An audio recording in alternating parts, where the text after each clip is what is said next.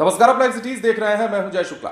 देखिए, लड़ाई छिड़ने जा रही है और लड़ाई ऐसी छिड़ने जा रही है कि इसका अंत किस प्रकार होगा और इसके अंत में क्या कुछ नतीजा निकल कर आएगा वो कहा नहीं जा सकता।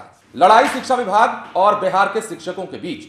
नियोजित शिक्षक जो आंदोलन लगातार करते आ रहे हैं और सड़कों पर कई दफे उतर चुके हैं। 10 तारीख को भी, जो 10 तारीख बीता है, उसमें भी आपने देखा था कि मशाल जुलूस इन्होंने निकाला था। और एक बार फिर से, जो कि पहले से प्रस्तावित है, 13 तारीख यानी आज का दिन विधानसभा घेराव की तैयारी है नियोजित शिक्षकों के द्वारा। तो दूसरी तरफ लड़ाई का जिक्र हमने शुरुआत में इसलिए किया कि एक तरफ नियोजित शिक्षक घेराव की तैयारी कर रहे हैं तो दूसरी तरफ के पाठक डंडा लेकर तैयार हैं। कौन सा डंडा? कार्रवाई का डंडा। आपने पिछले दिनों खबर देखा कि मशाल जुलूस में शामिल जितने भी शिक्षक हैं उन पर कार्रवाई की अब आंच गिरने लगी है और तमाम जिलाधिकारियों को इसके लिए के पाठक ने लेटर भी लिखवा दिया है। कह दिया है कि मशाल जुलूस में शामिल होने वाले शिक्षकों पर कानूनी कार्रवाई किया जाए। अब प्राथमिकी भी दर्ज किए जाने की बात कही जा रही है। लेकिन सवाल यह है कि बावजूद के पाठक के इन तमाम आदेशों के ये शिक्षक जो हैं रोड पर उतरने के लिए तैयार हैं। 13 तारीख का जो दिन तय किया गया था, मतलब आज का जो दिन तय किया गया था, इस दिन को देखना यह दिलचस्प होगा कि शिक्षक कितनी संख्या में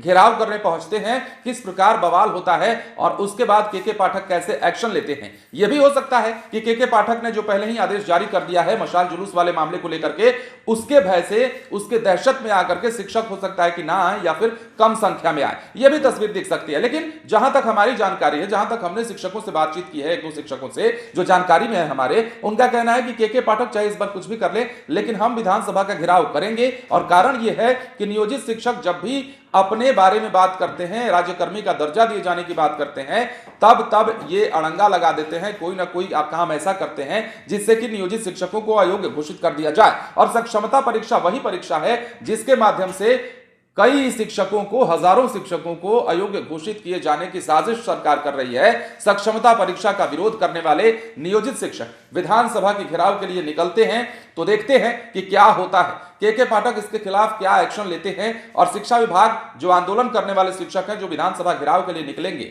उसे लेकर क्या कुछ स्टेप लेता है। क्योंकि बिहार में शिक्षकों की नाराजगी काफी ज्यादा है।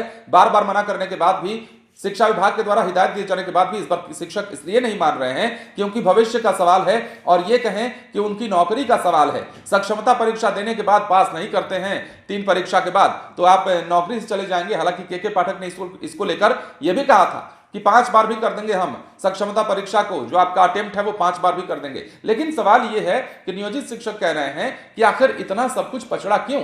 ऑनलाइन परीक्षा भी उसमें सबसे बड़ा कारण है। कहा जा रहा है कि 20-20 साल, 22-22 साल से नौकरी कर रहे हैं और आप अब परीक्षा लीजिएगा और कहिएगा कि आप योग्य हैं या नहीं हैं, यह आप तय करिएगा। क्योंकि तब आपने जो परीक्षा ली थी, क्या उसमें कोई गड़बड़ी थी? तब हमने जो परीक्षा दिया था, जो सवालों का जवाब दिया था, क्या उसमें कोई गलती थी? तो परीक्षा देकर ही आए हैं, तो फिर हमें इस परीक्षा से क्यों गुजारा जा रहा है, वो भी इतनी सारी शर्तों के साथ। तो ये तमाम मुद्दे हैं जिन मुद्दों के साथ आंदोलन करने की तैयारी है, विधानसभा को घेरने की तैयारी है नियोजित शिक्षक एक तरफ, शिक्षा विभाग के अपर मुख्य सचिव के पाठक दूसरी तरफ। देखते हैं क्या होता है। बने रहे लाइव सिटीज के साथ। यदि तक आपने हमारे चैनल को सब्सक्राइब नहीं किया है तो सब्सक्राइब कर लीजिए। धन्यवाद।